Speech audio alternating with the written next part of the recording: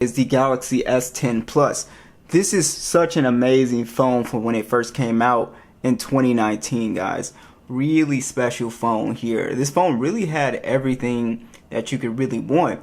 And you kind of see as the years go on, the headphone jack, leaves from the S20 series, and then on the S21 they get rid of the SD card support. So this had a really complete experience. I remember it just, back in those times, this was just a really complete experience. So the interesting thing about the S10 Plus is the overall design. You have a really great design here. Every time I pick this phone up, I think this design has aged extremely well. I think it still looks great. I don't think it really looks old at all. And what do you guys think about the design? I really like the color on here as well. It kind of has a kind of light blue with a kind of like pearl kind of look to it, where it kind of almost looks a little pinkish sometimes if you reflect it in a certain kind of way. It's just a really cool color. And the cool thing about this is that it is a glossy finish, but you really don't see fingerprints because of this color. And on the darker version, you can, definitely see a lot of fingerprints, but it always remains very clean. And the phone is super thin as well. And overall, I just love the design here. You guys can see the headphone jack at the bottom here. And then we also do have IP68 dust and water resistant, of course. So I think design-wise, it still looks great. Very comfortable to hold, very thin. Just an overall very nice looking phone for a 2019 flagship. Another awesome thing about the S10's display is that it still looks pretty nice. You have the classic vivid Samsung colors on here. It's a 6.4 inch dynamic AMOLED display. It's HDR10 Plus as well. It is also a 1440p panel, and it is 522 for the PPI. So the overall screen looks very sharp. Now it is a curved panel, so a lot of people, if you've noticed, have turned away from the curved panels. A lot of the phone companies are doing, the flat design now on the screens. And, this one, I like the curved design. I've always liked it, but I think the implementation of something like maybe the S21 Ultra, where it's kind of like a subtle curve, is probably the best. But yeah, I completely understand you guys who, prefer flat displays. But I think the display looks great here. And when it launched, Samsung they never put out like a notch on their phones. They always put the punch hole. They put a punch hole on here, and it's a double punch hole as well. So overall, I'm a big fan of the display. I think it still looks great. The S10 does have the Snapdragon 855 on here. The last major OS update was Android 12, and that was One UI 4.1. And this has, again, micro SD card support, 128 gigs of internal storage, and 6 gigs of RAM on the base model here. Not sure why it's popping up.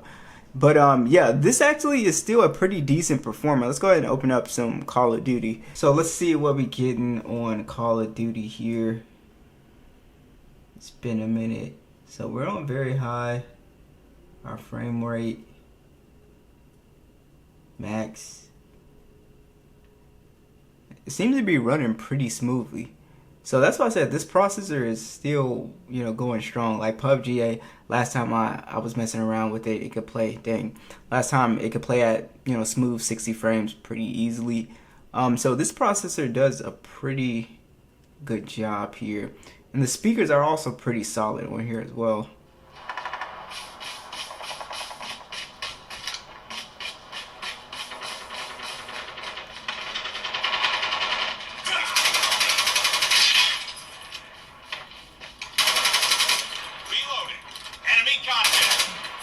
Oh my god, man, I suck. It's crazy.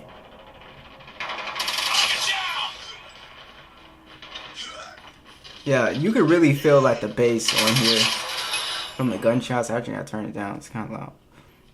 But yeah, I mean, this is pretty solid. You can play games on here still. I don't know why I thought it was gonna be like kind of glitching and freezing. I don't know, because it was kind of glitching and freezing in Subway Surf for some reason, like earlier when I was messing around with it. But I mean, it's still like pretty playable. So the overall cameras, guys. So the cameras are pretty like dated, I guess.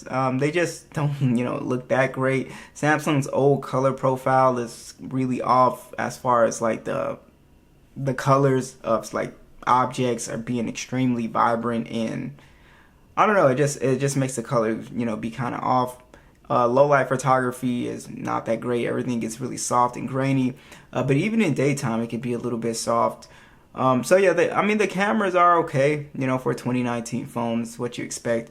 I don't think the cameras have aged as well as, let's say, like if I used one of the older Pixels.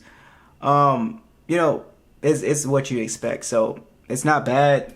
12 megapixel standard, 12 megapixel telephoto, 16 megapixel ultra wide, 4K 60, 10 megapixel selfie, and then you also have another 8 megapixel depth sensor in the front, and it also shoots in 4K 60.